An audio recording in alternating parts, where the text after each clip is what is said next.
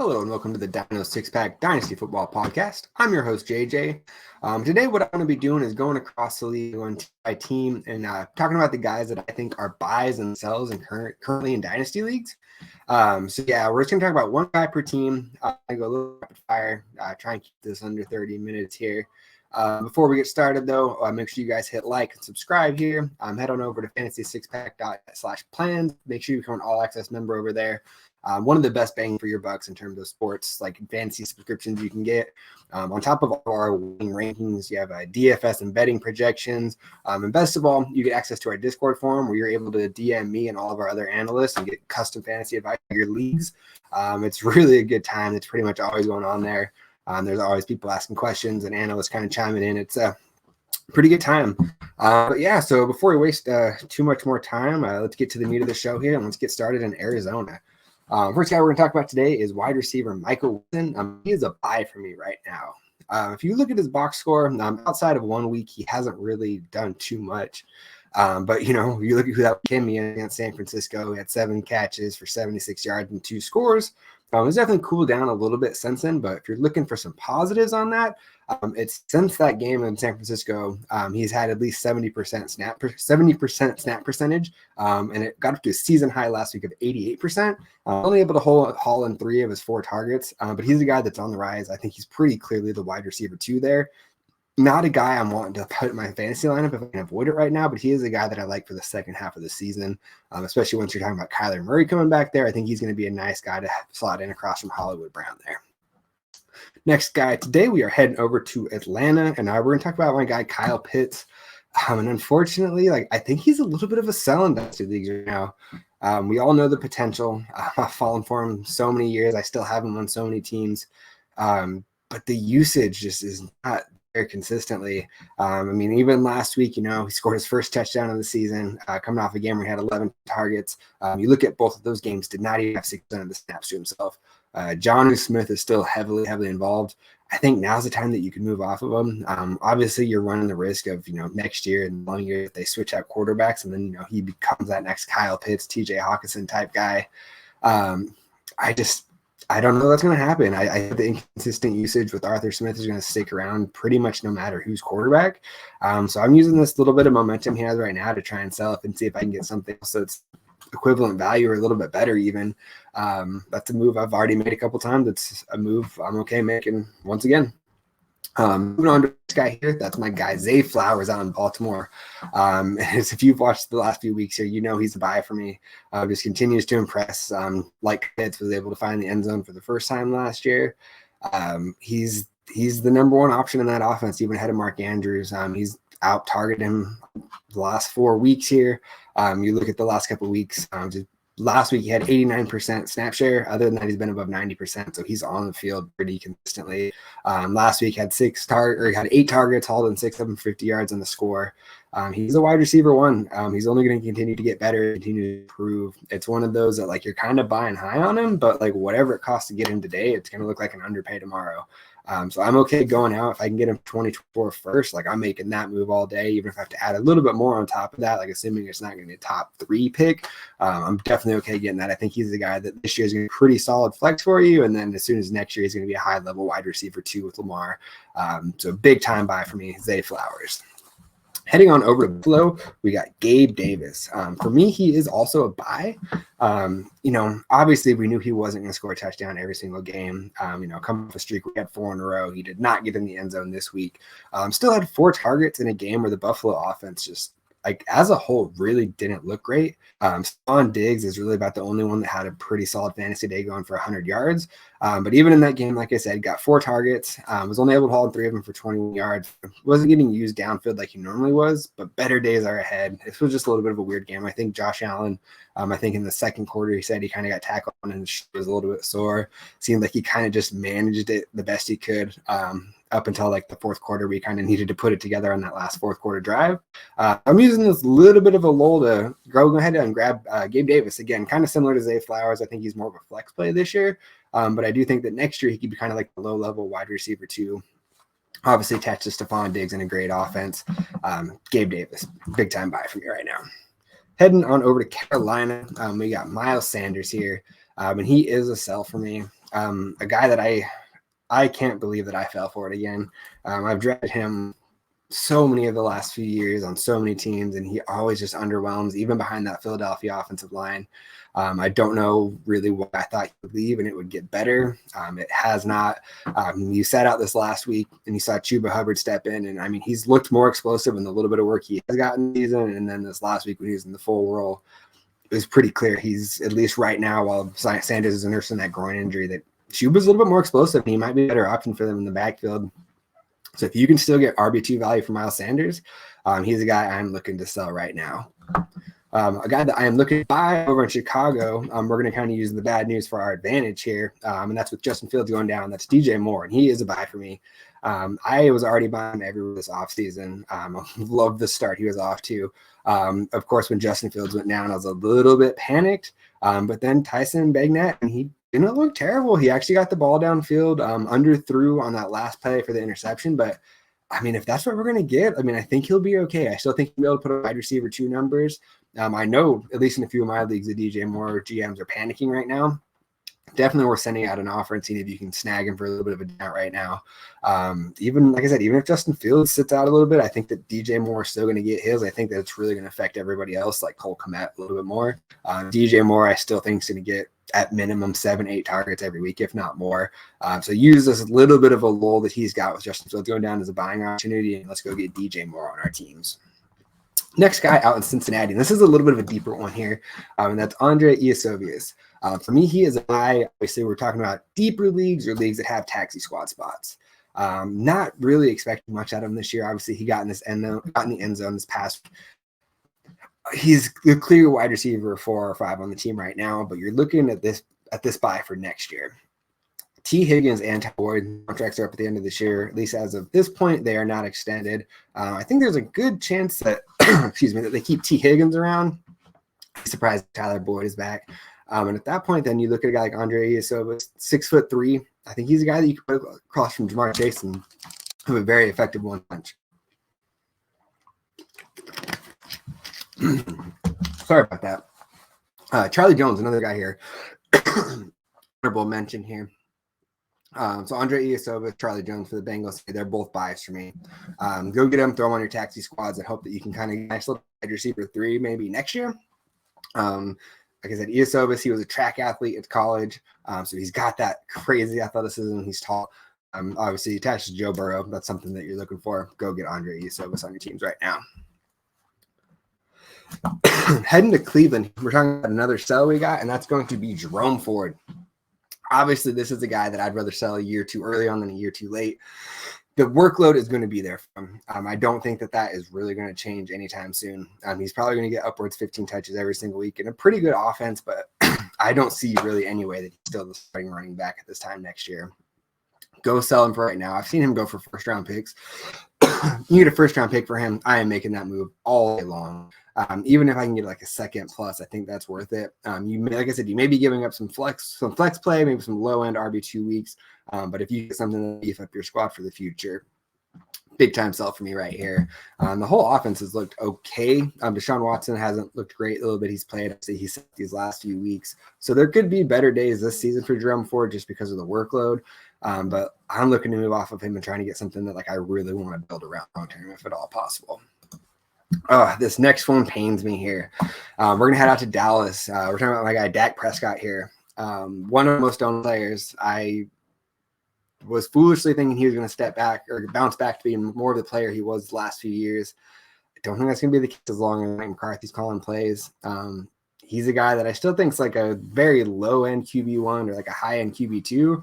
But if I can flip him for one of those guys that's kind of in that QB2 tier and get something else added onto that, I think that's something that I'm definitely down to do. I made a move in a league to go get Jared Goff and move Dak Prescott down to my QB3 spot. If I can make a move like that, I'm definitely doing that. Obviously, it's a little bit of a long shot, but if I could throw together Dak Prescott, maybe a future first, go get a guy like CJ Stroud, that's something that I would do right now, especially if you have a Cowboys fan in your league. Going to be the games where he goes off for 25, 30 points, but I think there's going to be a lot of weeks where they just run the ball and on the defense. This is one of the misses I had this year. Maybe there's just a little bit too close of it being a Cowboys fan, but at this point, I would say Dak Prescott is most likely going to be a sell for you. Next guy here in Denver, and this is another one that we're really kind of looking down the road. For this year, we need a trade, which you never really want to bank on a trade to get fantasy production just because it doesn't happen a lot of the time. But there's been a lot of smoke around Jerry Jeudy's name. The little bit we've seen of Marvin Mims, he clearly is the most explosive receiver there. I think you slide across from Portland's side, and that's going to open up the offense a little bit more than what they have out there right now. He's a deep threat. He's a pretty decent route runner. He's headed for a rebuild. I would not be surprised if at this point or at this time next year, we're talking about Marvin Mims as like a borderline top 25 wide receiver. Go get him now. You can probably get him for like a second plus, maybe a late first, like 2026, 2025. Go get him, throw him on your taxi squads or on your benches right now. And I think he's a guy that could pay off down the road. Excuse me, guys. Heading out to Detroit next. Another guy that is a sell. I feel like I'm a little bit out on a limb here on this one, and it is Jameson Williams. Obviously had the touchdown last week. I had said on the Sunday show that if he comes out and does anything today, I'm using that as an opportunity to sell. Obviously, the gambling suspension got cut down like it should have. But you just look at other guys that have started their careers the way he has, and they just don't turn into high-end fantasy producers. I think this will be the case for Jameson Williams here. Sam Laporta came in the game a little bit banged up. He played through it, but he wasn't 100%. Still demanded a lot of targets. So Amon-Ra is the clear number one option here. I still think Jahmyr Gibbs gets it going down the road. So Jameson, if I can get a future first or even a high second, I think that I'm probably taking that next year. Go sell him now, see if you can get something that's a little bit better to build around. I'm willing to live with it if I'm wrong on this one. He ends up turning back into the guy he was coming out of college. But at this point, I just don't think that that's going to be the case. Heading over to Green Bay now. Another tight end that I really like, have a lot of him after rookie drafts, and that's Luke Musgrave. Really, he's looked just as advertised in the games he played. He came back after a concussion, hauled in six of his 7 targets, had only 34 yards, so obviously not getting down the field like you like. Still hasn't found the end zone, so there's some room to come up there. He's on a bye this week, so he's going to come back next week. I think a lot of times you'll see rookies be a little bit more involved in the game plan coming out of the bye, so I think there's a chance that you can see him having a little bit more of a role where that 7 to 8 weekly target range is like pretty much consistent thing that you're seeing, especially in tight end premium leagues right now. Leagues that you have a taxi squad spot. I really like him. We were talking about years 2, 3 down the road as well too. So head over to Green Bay, go get Luke Musgrave, add him as your tight end 3, maybe tight end 2 now. And I think he's a guy that down the road you're going to have a week where you're starting him and you're really happy with the production you're getting out of him.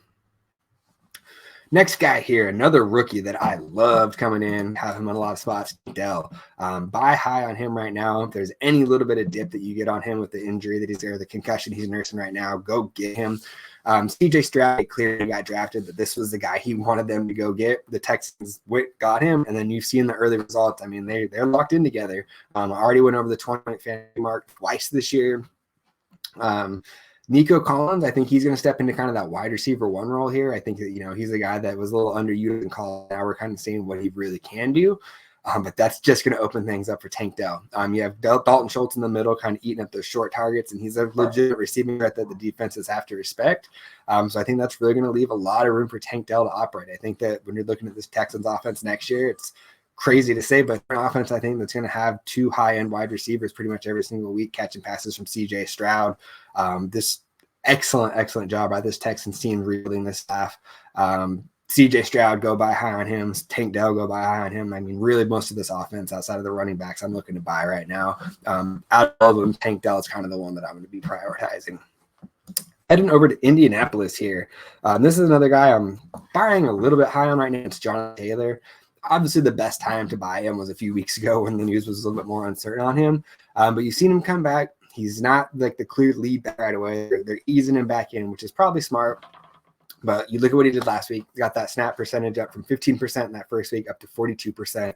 Wouldn't be surprised if this week you see him get up closer to 55, 60%. And then from there, you really see him start to take off with the roll and take off from there. Last week, he didn't really get anything going on the ground in a tough matchup with the Jags, but was able to haul in 5 passes for 46 yards, really saved his fantasy day. And just once he's back and fully unleashed, I think he's going to be a guy that, is right back in that top 3 running back conversation every single week, top 4, maybe with Breece Hall there too. So Jonathan Taylor. Another reason you could buy on him right now is without Anthony Richardson. I think there's a little bit of a perception this offense is going to take a step back, especially after Minshew's 3 interception performance. week. But I think Jonathan Taylor is one of those guys that when he's healthy, that he changes an offense by himself, and the offense is going to run through him when he gets back here. So go get Jonathan Taylor right now. I've went out and bought him in a few leagues. If you can get him, you can probably get him for a first round or straight up down the road, which you wouldn't have been able to do 6 months ago. This is the last little bit of time I think you're going to be able to get any bit of a discount on him. So he's the guy that I'm going to get right now. Heading over to Jacksonville, and a guy that I am selling, and that is Calvin Ridley.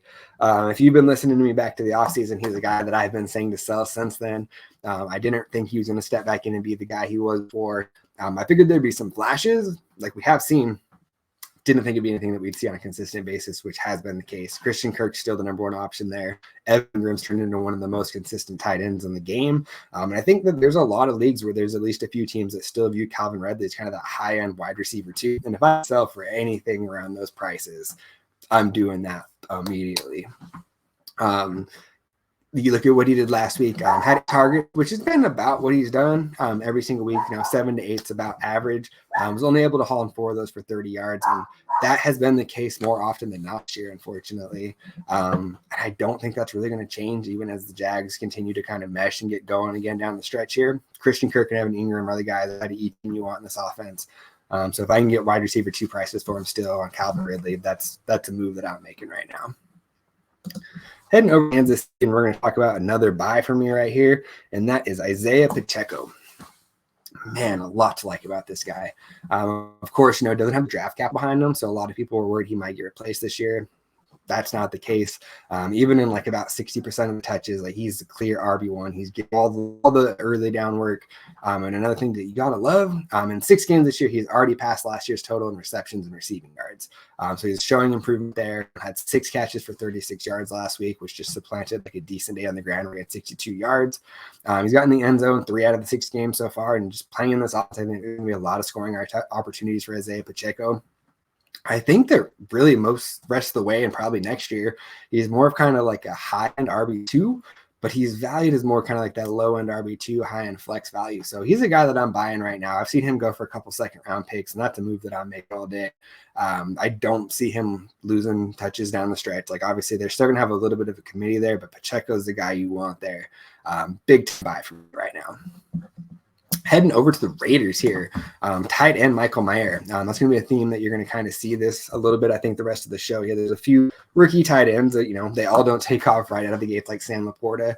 The last few weeks, we've seen Mayer start to get a little bit more involved, especially this past week against the Patriots, hauled in 5 of his 6 targets for 75 yards, had 15 yards per catch. So he's not just a guy that's dinking and dunking. Like, he's getting down the field, making some plays. You saw him with the ball and the ball in his hands. He's a little bit explosive. He's got a little bit of wiggle to him. He was the guy that was my tight end 1 coming into the draft. Obviously, have dropped him a little bit. How could you not with some of the way that other guys have performed around him? But I do think there's a world where he ends up being kind of like a top 12 tight end for multiple years in his career. So go get him now, especially with Jimmy G out. This Raiders offense could be a bit of a mess for a few weeks, especially if Jimmy G misses time. Use this as a buying opportunity to go get Michael Mayer. Again, rookie tight ends, you don't want to count on him this first year, but years 2, years 3, I think that he's going to really profit compared to what it's going to cost to get him right now. A rookie that I'm a little bit down on and have been down on for a while for the Chargers, and that's Quentin Johnston. He's coming in as a little bit of a sell for me.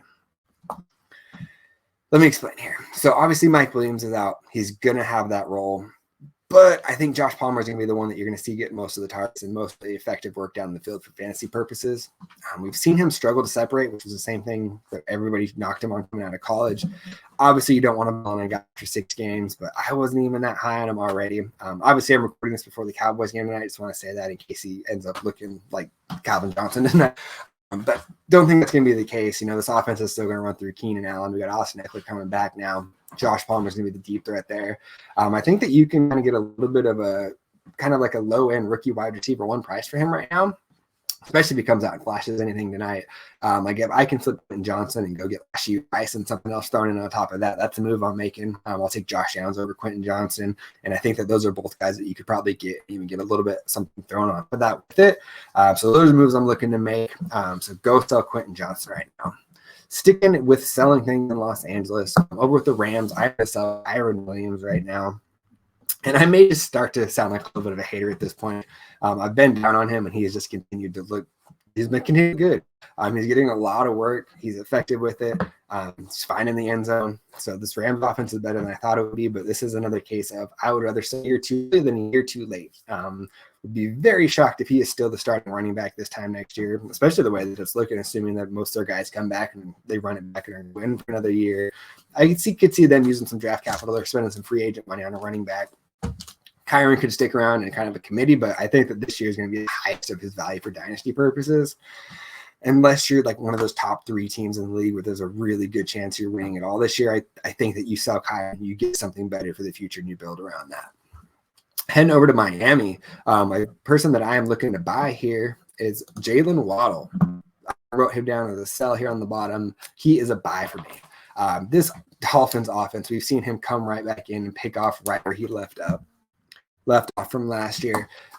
He started to pick it up a little bit, scored in the last 2 weeks. You're starting to see him get a little bit more targets, even with Tyreek Hill taking off, even with Raheem Mostert. Devin Achane didn't play this last week, but he's obviously gotten his. They've shown that even when the running backs have their monster games, that there's still going to be receivers that have big plays and potential for 2 receivers going over 100 yards any single week. Jalen Waddle, one of the best number 2s in the league. This past week here, hauled in 7 targets, 51 yards in the score. Obviously starting to heat up, like I said, 2nd touchdown in a week. This is a guy that in the offseason was going for multiple firsts, and I think you could probably get him for 2024 first, like a mid-first right now. So that's a move that I'm looking to make pretty easily here. Another guy that I'm looking to buy at the wide receiver position in Minnesota, that is my guy, Jordan Addison. He's another one that if you've been listening to me, you're probably a little bit annoyed now. Like, yeah, we know you want to go buy him. That's the case. Justin Jefferson went down. Obviously, you saw KJ Osborne step up, take a little bit more of the targets. Jordan Addison's the one that finds the end zone yet again. Got 4 touchdowns in 6 games here. This is the floor of what he's going to do moving forward. Similar to Zay Flowers. Like, it's going to seem like you're buying high on him right now, but when you come back and look at this year, it's going to look like a discount. Go buy him right now. I don't want to keep beating around on this guy. Like I've said the last couple of weeks, he's one of my biggest buys in Dynasty. He's probably the wide receiver 1 for me in the rookie class. It's either him or Zay at this point. They both passed JSN for me. I think it's going to be Sin. In this offense, I don't think Kirk Cousins is going anywhere. I would be surprised if he's gone next year. I think there's a good chance he comes back and they run it again with Justin Jefferson over there. So go buy Jordan Addison. There could be some down weeks right now just while they're kind of figuring things out without Jefferson. But he's a guy down the stretch, and in year 2 and 3, I really want to have on my teams go get Jordan Addison right now. Heading over to New England, what a mess they had going on over there. It was really kind of hard to find anybody to buy or sell on this. So I guess I'm going to go Ramondre Stevenson just because he's the only one that has much value. I don't have him on any team, so I don't really know how easy it's going to be to sell him. He's looked about like what I thought, but I do think there's a circle of guys that still think that he is like a pretty quality like RB2. And I don't see that. I think he's more of the flex play. He's saved his fantasy value with his pass catching in the last couple of weeks. Had 5 this past week for 24 yards, which obviously he's a good pass catching running back, but this offense is bad. I think there's going to be a lot of games where they fall behind and then they're just forced to chuck it. Go sell him right now. You can probably get a first in 2025, if not like a high second in 2024, something else thrown on. That's a move I'm looking to make again. Like, unless you're like a top 3 team. And even then, like, I feel like Ramondre is kind of closer to like that, like Najee territory where there's going to be a lot of really bad weeks.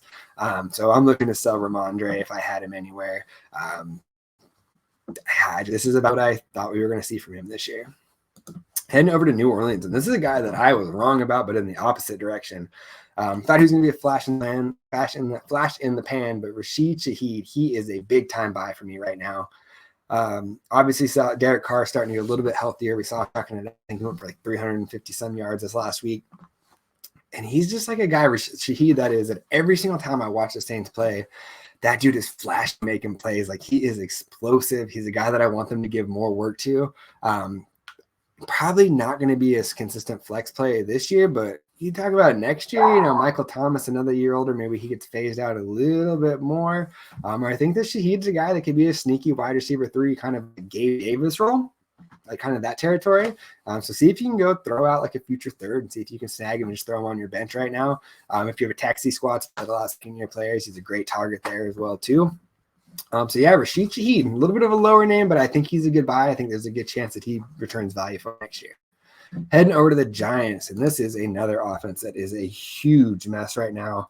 Hard to find a lot of positives to say about anybody. Wan'Dale Robinson. If you follow me on Twitter last week, I did my Dynasty takeaways. And I said Wan'Dale Robinson, I think he's a buy. I think he's a guy that even when the offense struggles, he's going to get peppered with targets in the short area. That's exactly what we saw last night with Buffalo. Looking at what he was able to do, hauled in all 8 of his targets for 62 yards. You throw a touchdown on that, and then you're talking about a 20-point PPR day right there, and that's a pretty quality flex play for you right there. I think that he's going to be the best receiver of this group. I think that, maybe next year you see Jalen Hyatt take a step forward, but he wasn't a rookie that I was overly high on coming into it. Wan'Dale Robinson, it's like Saquon Barkley and Darren Waller. I think outside of that, you can pretty much ignore the rest of this offense without injuries. A lot of people thought this offense would take a step without Daniel Jones. It didn't look much different with Tyrod Taylor in there, which I think says a lot more about Daniel Jones than it does Taylor. Go get Wan'Dale Robinson right now. He's more likely going to be like your wide receiver 4 or 5 on your team, and through the bye weeks and the injury weeks, I think that he's a guy that you can get away with plugging in there in those PPR leagues and pretty safely count on double-digit points most weeks here. Moving on to the Jets, and this was a hard team for me to pick someone on just because I didn't really feel like there was any buys or sells really. Nobody's going to be giving up Breece Hall or Garrett Wilson for any sort of discount. I'm not really looking to buy Aaron Rodgers or Zach Wilson or Allen Lazard. I guess we'll say a sell here is Dalvin Cook. Only a real thought I have here is reach out to the Breece Hall owner, see if you can maybe get a second round pick down the road. I mean, Dalvin Cook, he looks cooked out there. I think he's done. I wouldn't be surprised if by the end of the year we see Abanikanda step back and kind of move into that reserve role. Outside of Breece Hall injury, I don't see any way that Cook is valuable in anything outside of deep 16 or 20 team leagues. So I guess go sell Dalvin Cook here, but I feel like it's kind of business as usual with most of the Jets. Another one, it's kind of interesting buy opportunity here, and that is Devonta Smith with the Eagles. Another one kind of in my Dynasty recap last week, I said that it's probably not very likely, but it's worth just doing your due diligence. Reach out, see if you can get any sort of discount on him. Had another down week. Had 11 targets, was still very heavily involved, but only had 5 catches. Had a couple big drops that were pretty uncharacteristic, so I think there's a little bit of a stink around his name right now in the Eagles in general, especially after losing that game. Another guy kind of like Waddle, he's multiple firsts in the offseason. You might be able to get him for a future first, maybe a future first with some small tack on.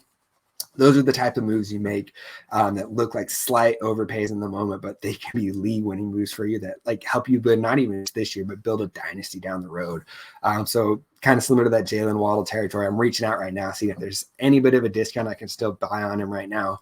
I'd say league-winning potential. I see a world that by the time we're talking about next year that he's past A.J. Brown in the pecking order here in Philadelphia. Crazy route runner. Go by Devonta Smith. Like I said, even if it's only at a 90% discount, that's still a move that I'm making. He's going to return value. He's better days. He's too talented. Jalen Hurts is too talented. This offense is going to get it turned around. Moving over to Pittsburgh here. And injury opportunities, a lot of times can give you an opportunity to get discounts on guys. I believe Deontay Johnson is going to be in that similar boat right here. Coming back off the injury, I believe next week, he's a PPR monster. He had hauled in I think 3 of his 6 targets before he got injured halfway through the game in week 1. This offense has looked rough, but not as bad as I thought they would. So I think that bringing him back in here, he's going to provide a little bit of a stabilizing element to the offense. So you can probably get him for a second right now. Go grab Deontay Johnson. A little bit of a discount you can snag on him. He's going to be a pretty solid wide receiver 3. Still has some touchdown regression coming his way whenever he does get on the field. So I wouldn't be surprised if he's more of kind of like a consistent wide receiver 2 that you're paying more flat prices for. Heading over to the 49ers here, and this is a little bit more of a deep one here. Going to be a big name on waivers this week with Christian McCaffrey injury. Even if it's just a short-term thing, I think a lot of people are going to be blowing a lot of their budgets to get Jordan Mason. Looking at what he did last week when he came in, had 5 carries for 27 yards and went over 5 yards for a carry, got in the end zone, second time this year. Showing he can do a little bit in the passing game, but he's a big, powerful runner. I think he's a guy that, you give him 2 or 3 games as a lead back, I think he could do enough to prove that he belongs to be in this committee, that even when Christian McCaffrey comes back, he's a guy that could be like a deeper 16-team league buy or flex play.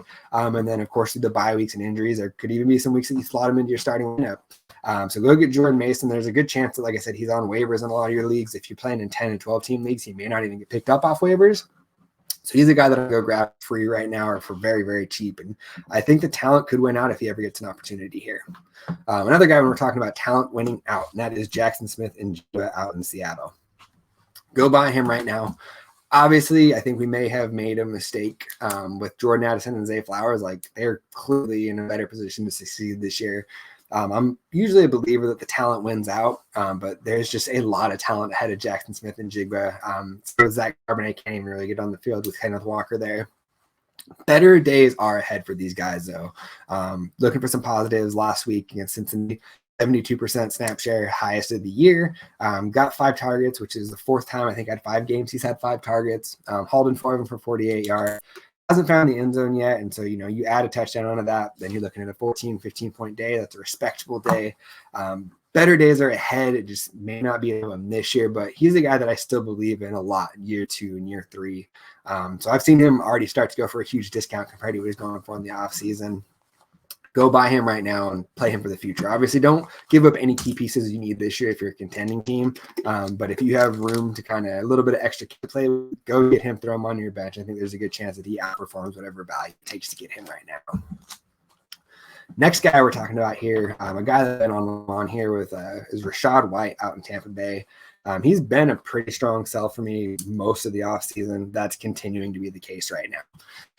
Last week, obviously, the offense struggled against Detroit, only put 3 points up on the board, but he had a season-low 7 rushing attempts.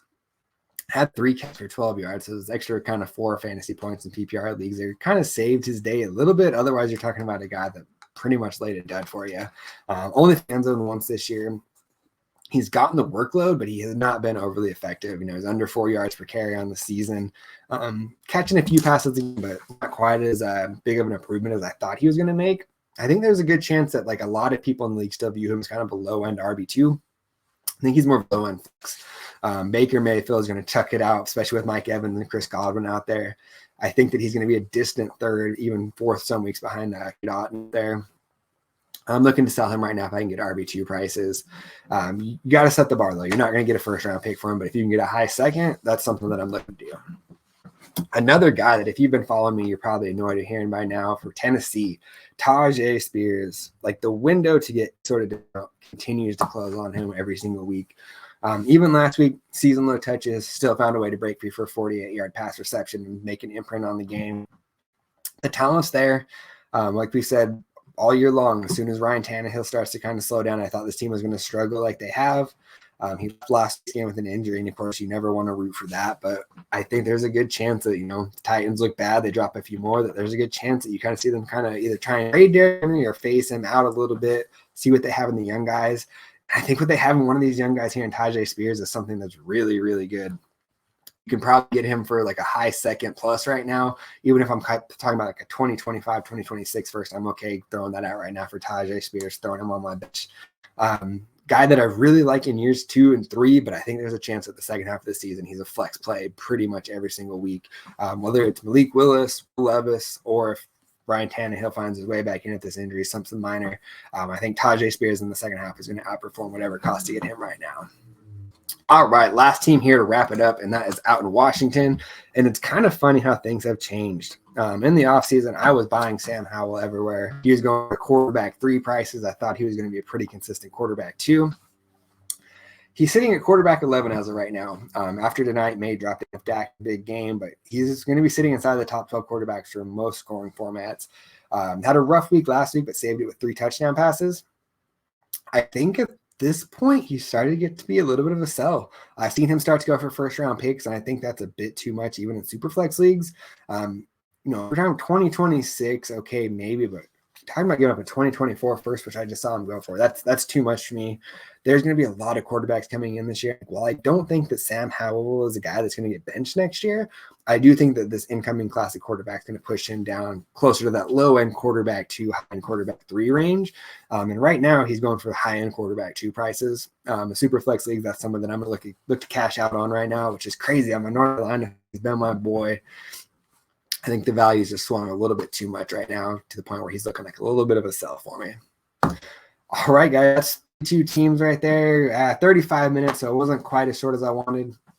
Apologize for the scratchy throat there in the middle of the show. It's kind of getting over something. Still kind of getting over something from this last week. But yeah, there you have it. There are guys I'm buying and selling in all my Dynasty leagues right now. Leave a comment. Tell me where I'm wrong or which guys that I missed out on. I'm down to discuss this stuff. Again, head on over to fantasy6pack.net/plans, become an all-access member. Come hang out with us in the Discord. We'll answer questions that are more tailored specifically to your leagues. And yeah, I'll be back next week. Make sure you guys are following me on Twitter at Dyno NFL here. I'll have my Dynasty recap coming out tomorrow. Obviously, I already had my redraft article that came out this morning. You can follow me on Twitter, the Fantasy Six Pack, follow them on Twitter, and it's been tweeted out there. I go through right there, pull out 2-3 sentences on each team from every game, just kind of highlighting the most important things you need to know for your fantasy leagues for redraft purposes. And then, like I said, I'll enter a Dynasty version of that as well, too. That said, I'll be back next Monday. Appreciate you guys for tuning in.